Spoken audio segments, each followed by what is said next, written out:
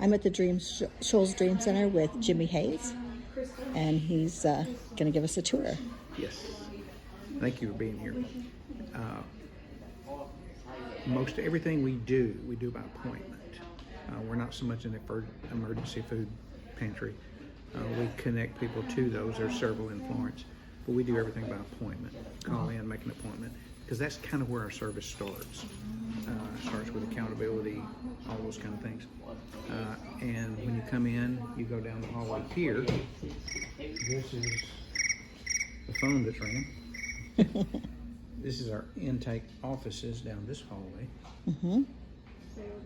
And there's 4. There's intake specialists, and you'll go back if you've been here once or if you've been here 50 times. You still go down the hallway and talk to our folks and get an account set up, and you can be served once every 30 days. Every 30 days, okay. This, we'll go down this hallway since that one's probably busy, and I don't want to interrupt folks. These are all administrative offices, stuff like that. This is where we have an after-school program, 4th, 5th, and 6th grade. And this is where they come and work on their Chromebooks and stuff like that. I'm familiar with that. And then I'll show you kind of the back area of that. How are you familiar with the Academy? Yes, I'm here on Tuesdays with the Academy. Are you? Yeah. I didn't know that. Did you tell me that? No, I didn't think you did. Okay, well then I don't know how to show you this then. Yeah. Because you know it very well. I do. Well, this is the behind the scenes. We affectionately say this is our white collar side, and then this is our blue collar side. Right. This is where the real work goes on. Okay. Everything we do. Hello. And that's Linda. She's one of the Hi, workers Linda. around here that does absolutely nothing. Yeah. Drink coffee out there. Everything we do through donations. Okay. Being a faith-based private organization, if donations don't come in, then we don't do what we do. Fortunately, the Shoals area is incredibly generous, especially through this difficult time with the SNAP stuff. People have just stepped up in the most insane ways. It's just been amazing. That's beautiful. So all this stuff, I told somebody the other day, we are quite magical.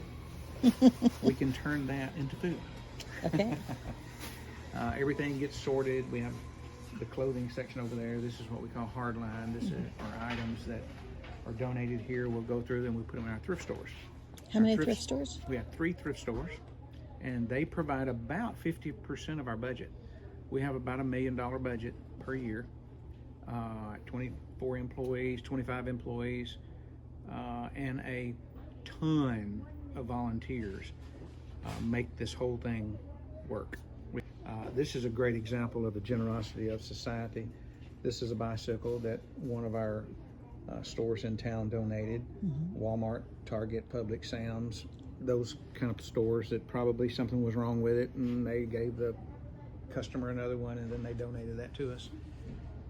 And we'll sell those in our store and raise money.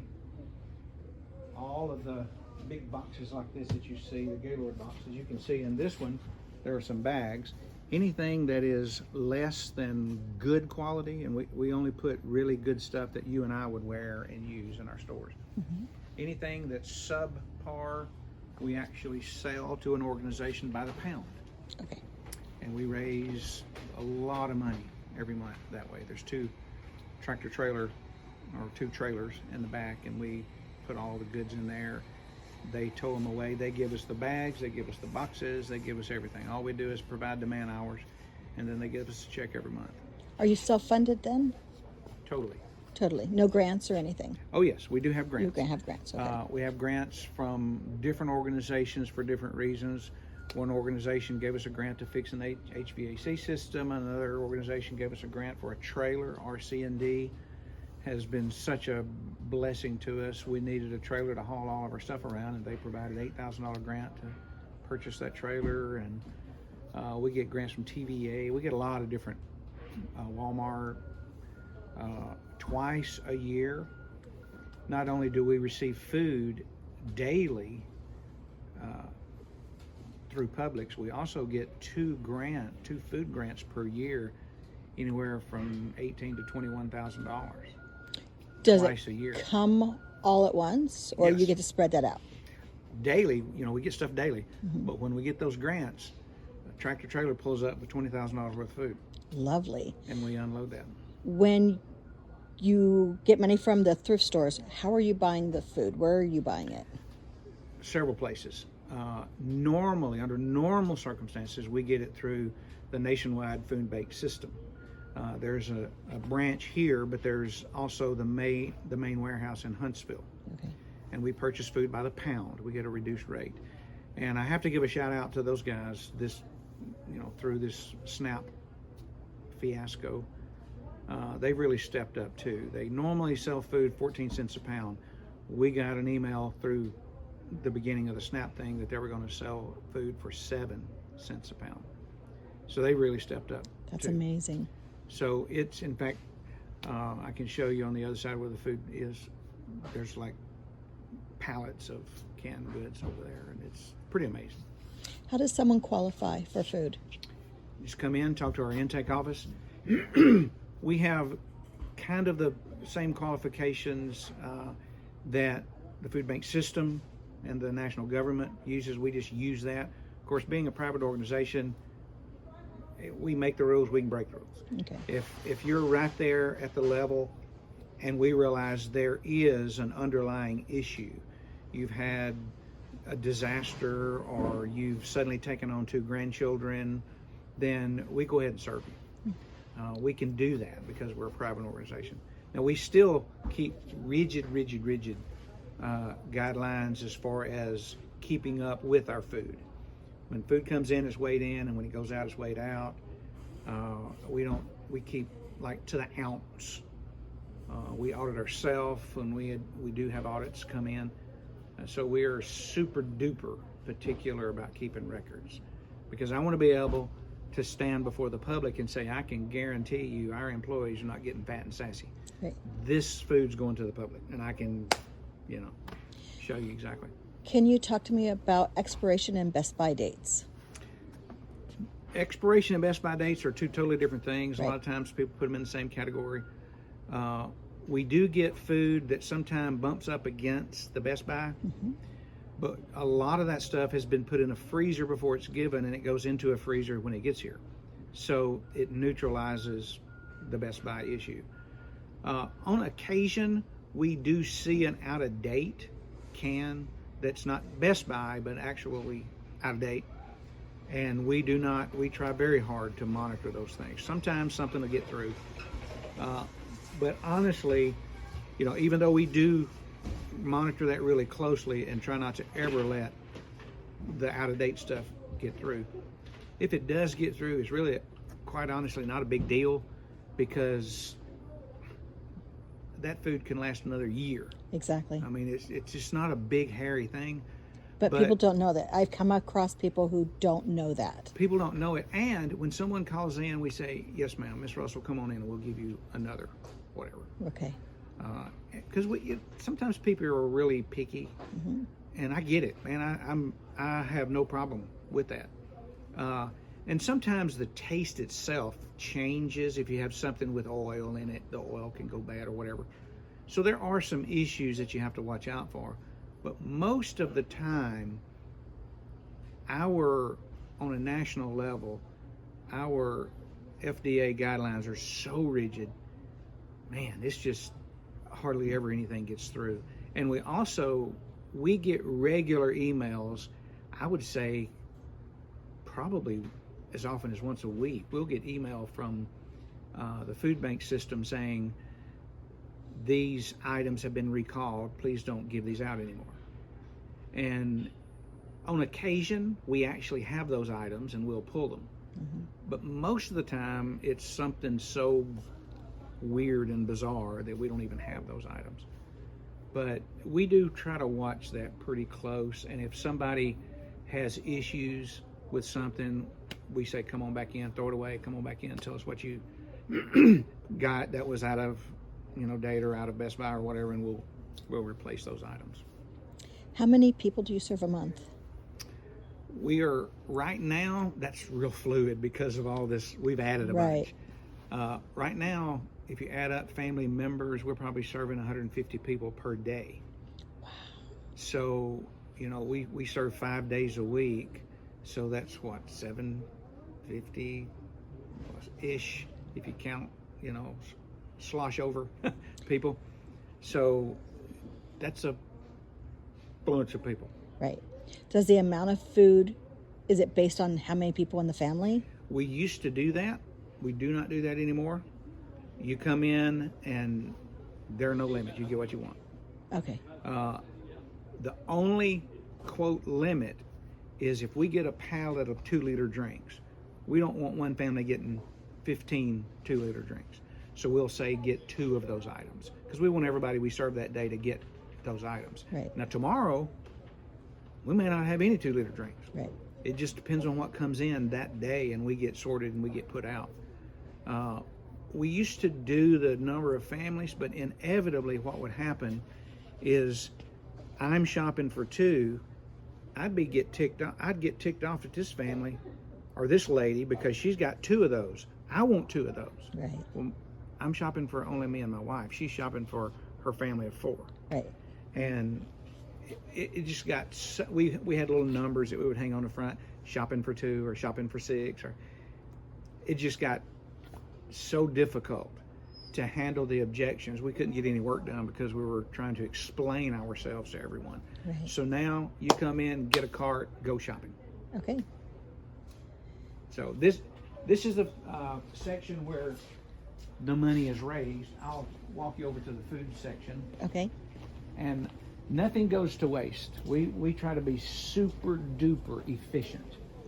And really, I guess the buzzword today is green, but that word is so bludgeoned. Yes.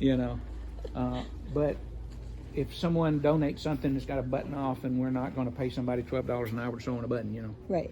and then sell that shirt for $2. That's not a very good business model.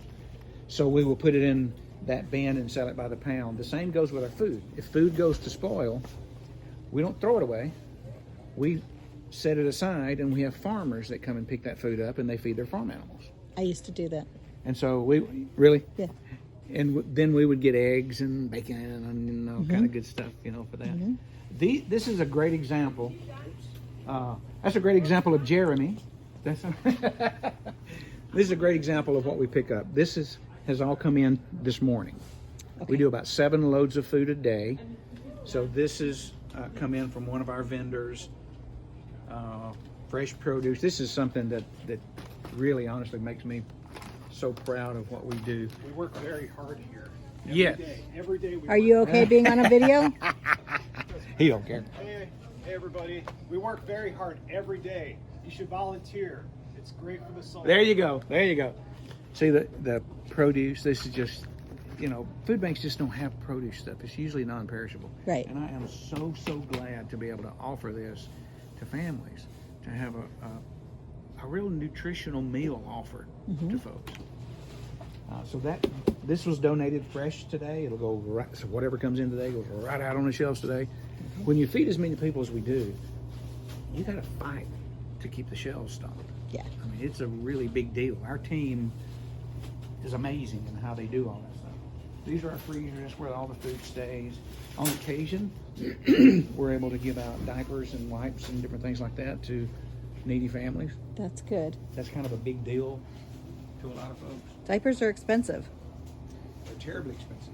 I have a friend who just we do have adopted. stipulation. We don't just put them out there and let people get them. Yeah. That child has to be on your account. Okay. And if someone comes in and says, well, I'm keeping them this week, well, you'll have to send that person in to get them because we can't. Right. Because we found out people were just taking them and bartering them in the city and stuff like that. Yeah, I have a friend who adopted a 2-year-old, and he said diapers are so expensive. Like, I know. I mean, you'll spend $30 for those things. I know. It's crazy. These are all of our USDA stuff that we've recently purchased last week. Okay. This is Teresia. She Hi, doesn't mind Teresia. being on camera, so she is our food manager. She has been doing that right there for 18 years. Oh, wow. Good so job. she kind of knows what she's doing. I guess. More so than I do. Sometimes. And then this is kind of the crown jewel of everything. It's the little grocery store. So you go in over there. That's when you get approval. That's when you do all your stuff. as far as get your account set up, and then we try to maintain that. And then that's where, you know, the prayer and ministry and caring for folks and all that takes place. How you doing? I'm good. How you doing? So whether you've been here once or 50 times, you still go over there and sit down. And it just helps us keep everything up to date so that if we do have a recall, or if we do have a need to get in touch with you, or we do have a snow day, we can tell all those appointments not to come in on that particular day. This is, you know, we do let people get everything that they want. These are, I affectionately call it priming the pump. Okay. These are items that we get in with a bunch of volume. So we give folks some things, whether you pick them out or not, because we don't want them to go to spoil. Right. Them or a neighbor or somebody will eat these things. Okay. We got in a whole pallet of these little cute pumpkins. Those are pie pumpkins. Yeah, no, my wife uses those things. Yes. And they, boy, her pumpkin pies are amazing. There's the produce that we just love, that we've got. All the meats and stuff like that's in the freezers. So tell me about the take two. Okay, this is the limit thing I was telling you about. Okay. If we get certain things that we want, like some people would just reach up to that whole pallet, Right. and we say, look, we want everybody to get some of the goodies, as we call them. So we say, you can take 2 of that today. Now, at the end of the day, that's going to get wiped out. It may say 12 tomorrow, Okay. or it may say 1 tomorrow. It just all depends. Obviously, they can get as much of this water as they want because we got a bunch of that. So that's the only limits that we put on. They can go anywhere in here and get whatever they want. But if it does have this little sign, that means you are limited to that number, because today we want everybody to get some of that. Okay. Can we go look at the Tomorrow we may not foods? even have it. Sure you can. You got a tenderloin in there, that's not tenderloin. See it right there, buddy? Right there, William? Okay. Yeah, tenderloin. Go around. That's a pork tenderloin. Some of them And was this to be sorted? Yes. Okay. Now, some of probably the large, well, there's nothing in there. Sometimes these are, when we're going through and putting them out, if something is ruined or not what you would want on a shelf, you put it in here. Okay. Then that's what the farmer's going to get. Okay. That makes sense. Lots of good produce. Oh, yeah. And then we even have local farmers, too, that give stuff to us. I don't know if we've got any more of those. Sorry. Sweet potatoes. We had sweet potatoes like. No, I think they're all gone. I mean, they were huge. They were just massive. That a farmer Wow. brought by. Yeah, that's pretty. That's amazing.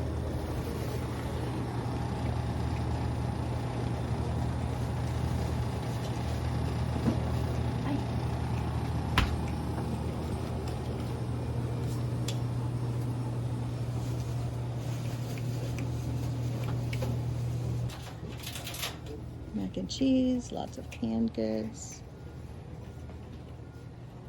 And so when it says take one, it's one from this section. Yeah, Okay. from that particular shelf. And like I said, the only reason we do that is that's a limited number, and we want everybody to have some. Right. That makes sense. Especially these. Yeah. We really do try to limit the, and then you must have a child listed on your account, kind of thing. And this is just kind of a little goodie thing. A lot of times we get donated different items like washing detergents, personal hygiene items, all kinds of stuff. This is interesting. At the end of the growing season, every single year, at the end of the growing season, Walmart sends us the most massive amounts of seed for the garden next year. That's amazing. So we give people just tons of these things to take them home and plant. That's wonderful. Yeah. one of those? Now, obviously, you can't plant now, but next year you can. It's almost time. You've got Is it really? January. You start in Do January. you start that? I didn't know Yeah. You start seeds. that. I figured it'd be still too cold then. And onions and garlic go in right now. Yes. Yes. Yeah. Okay. This is really neat. Yeah, she's a retired teacher. And none of our sweets have any calories or fat grams. None. None. 0. What about, do you do any deliveries for like seniors or shut-ins? People, as an organization, no. Okay. As individuals, yes. Okay. People, we have a signature in our office, electronic signature for a proxy signature. So you give us permission for John to be your proxy. John can come in and get stuff for you. Okay. And so a lot of times we do have, somebody needing something, they're shut in or whatever, and then we call and say, hey, Miss Russell, can somebody bring something to you? And she says yes, and they're their proxy. So it just depends on if someone is willing to do that, if we've got somebody to do that. But as an organization, we don't, because we serve so many people. We just don't have any. We don't have any more manpower, Right. to be able to pull that off. Right. It is a need. It's a genuine need, and there's some things in the works in the community that really may help that. It's not, nobody's pulled the trigger yet on that, but it may be forthcoming that there is an organization that provides free rides. That would be good. And it's, when you're a community our size with no true public transportation, that's tough. Mm-hmm. It's really, really tough. And so there's some people kind of working on some things that I really, really, really hope. Every day, every single day, we get asked that. Yeah. Is there any way that y'all can deliver? Well, we just can't. We don't have the ability, to do that. Okay, they've got bananas. So here's an interesting phenomenon. There's nobody in here now. I know, it's quiet. And then all of a sudden, I was really shocked at how full the parking lot was when I came in. and then then all of a sudden, at times it gets like this, and things log jam. We have appointments every 5 minutes. Okay, we stagger our appointments. But if Miss Johnson is in the office and she needs a little more, conversation and prayer and just spending some time, we want to do that. Right. So apparently there's some log jamming going over there, which means these gals are going to be working like crazy in just a few minutes after everybody shows up at the same time. Right.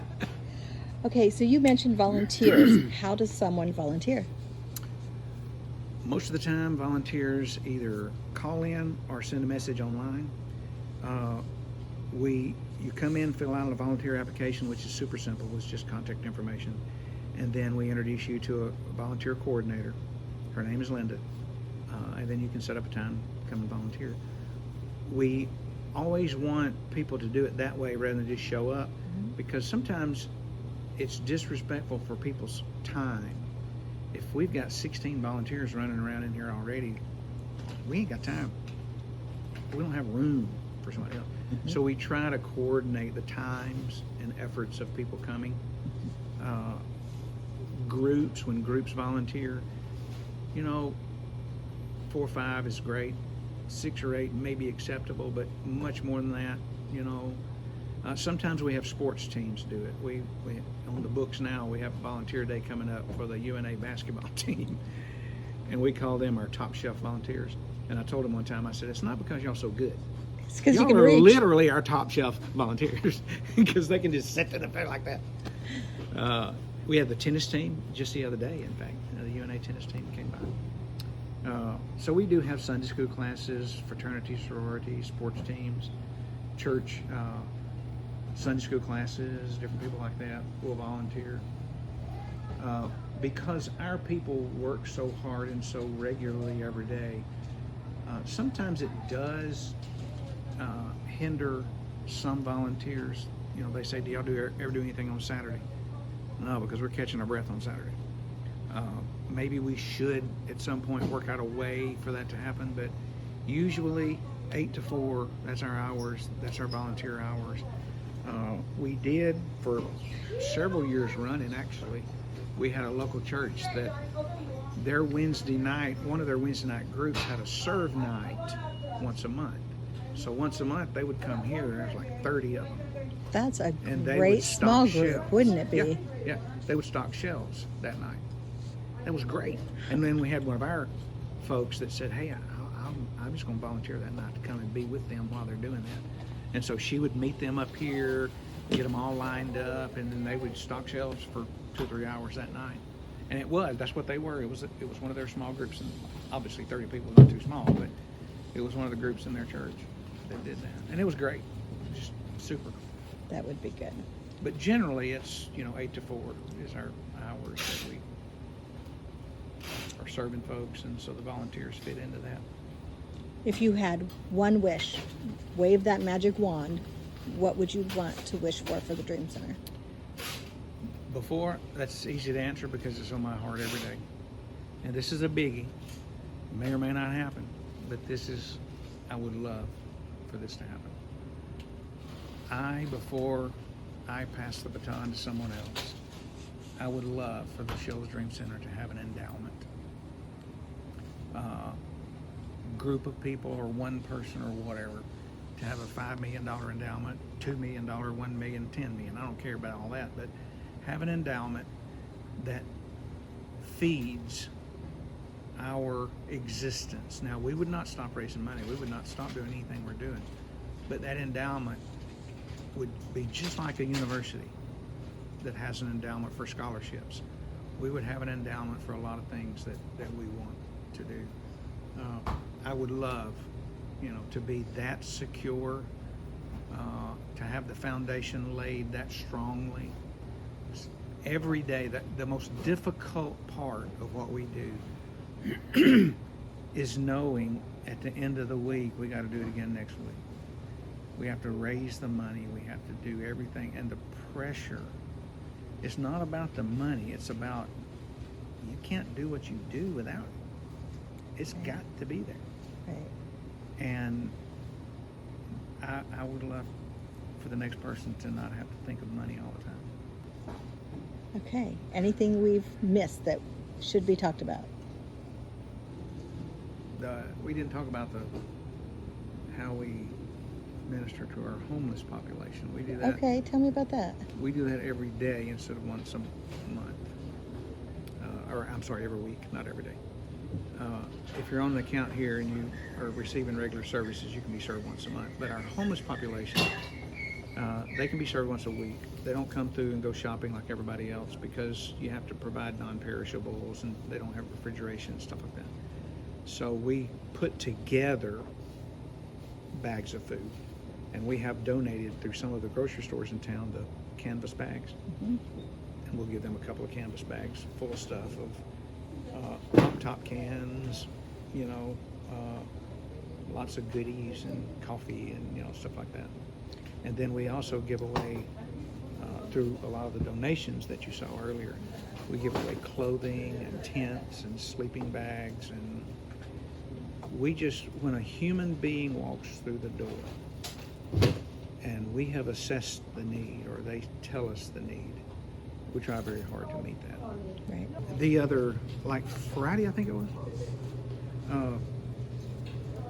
this guy came in and, he knew the weather was going to get like it is today.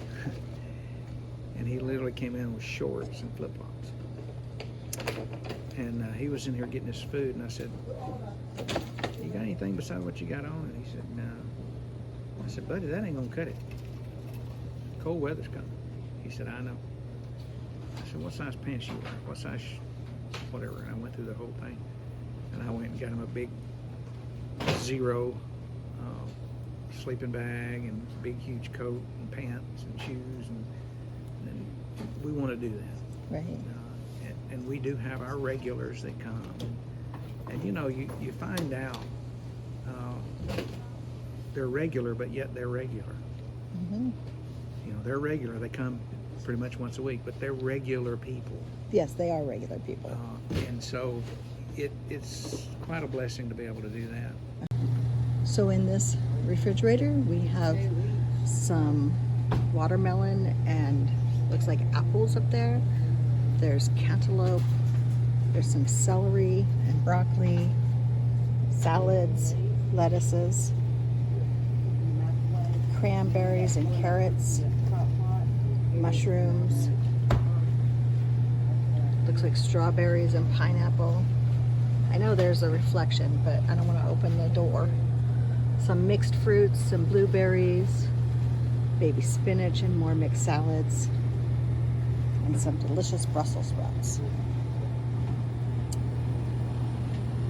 And you get to take 2 out of that. This one also 2. You have some cooked vegetables, it says. Veggies cooked top. There's some cooked beef. There's some beef steaks, beef patties, seasoned beef and ground beef. Down on the bottom here, there's stew meat and steak, pork ribs and lamb and veal.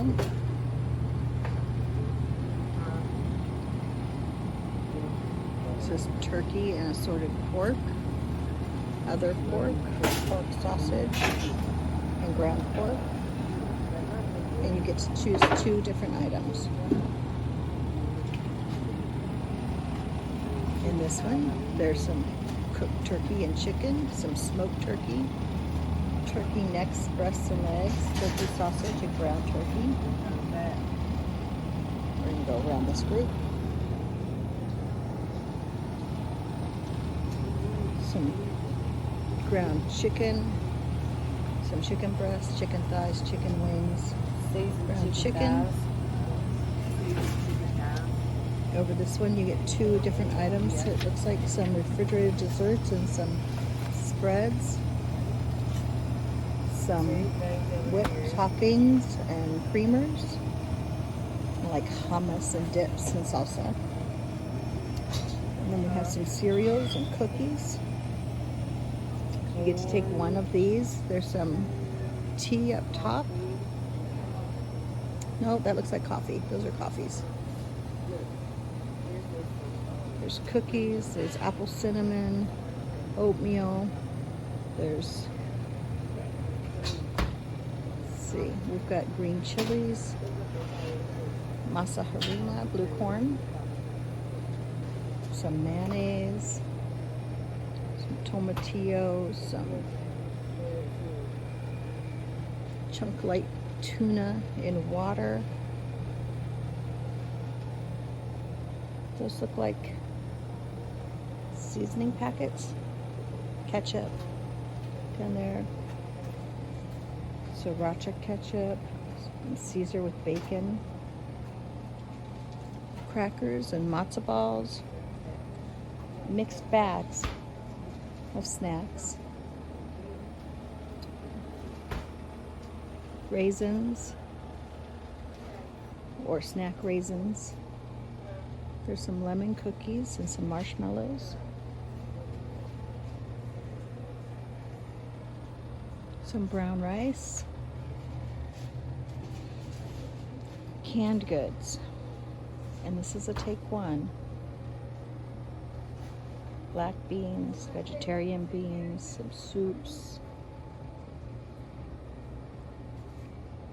Whole kernel corn, black beans, dark red kidney beans. This area is a take 1 as well. There's some mac and cheese and some Skittles, some pastas, some tortellini. Looks like a cookie making kit.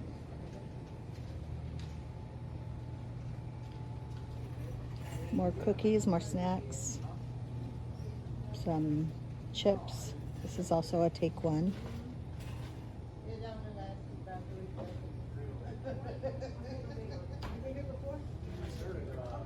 Some formula. The baby has to be listed on your case. You can take up to 4.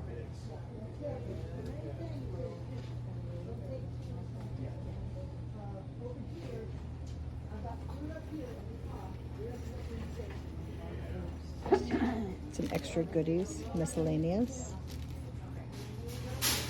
Some garden seeds. Diapers.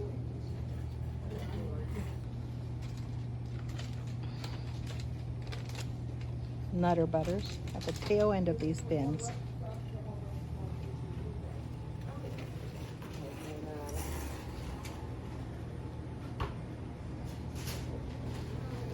This is a take one bin.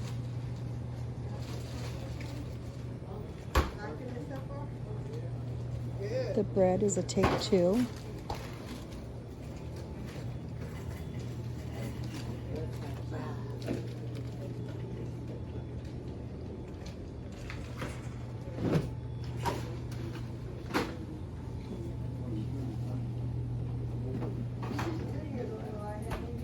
You have apples, a couple tomatoes, some pumpkins, and these are unlimited.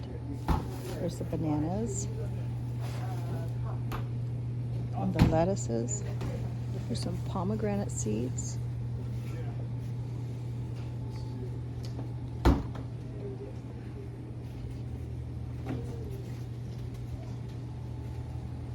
And these are just trash. I believe this bin is things that aren't good anymore. That's what he was saying, things that we wouldn't want to eat, we toss in there.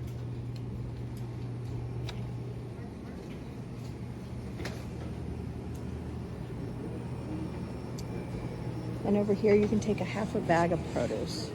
So we've got sweet potatoes, regular potatoes, persimmons, corn,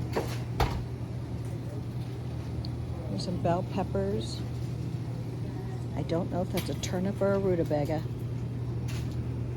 There's some nice tomatoes, some butternut squash,